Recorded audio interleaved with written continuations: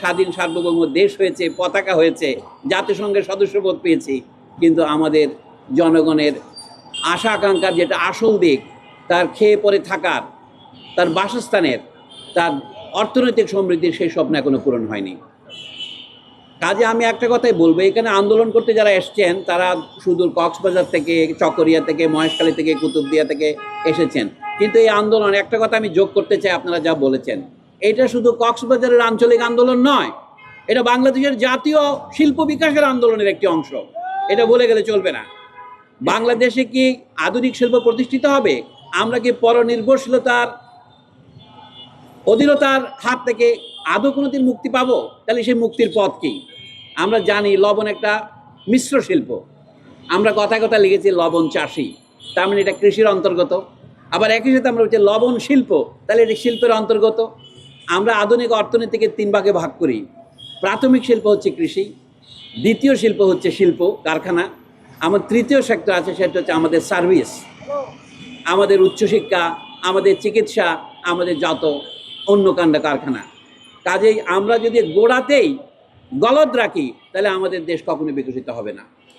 আজকের এই সমাবেশের মাধ্যমে আমি অন্তর্বর্তী সরকারের উপদেষ্টাদের কাছে, প্রধান উপদেষ্টার কাছেও আহ্বান রাখতে চাই, আপনারা এই সমস্যার সমাধান করতে পারেন। এটা সমাধানের অতীত সমস্যা নয়, শুধুমাত্র মুষ্টিমেয় গোষ্ঠী স্বার্থে, কতগুলি ব্যবসায়ী এবং শিল্প গ্রুপ সিন্ডিকেটের স্বার্থে, কয়েকটা গ্রুপের স্বার্থে এই আমদানি নীতি নেওয়া হয়েছে।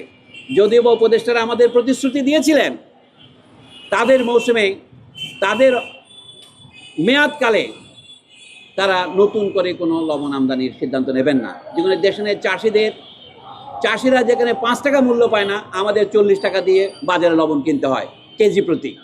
এতে বোঝা যায় বিরাট অন্যায়টা কোথায় হচ্ছে।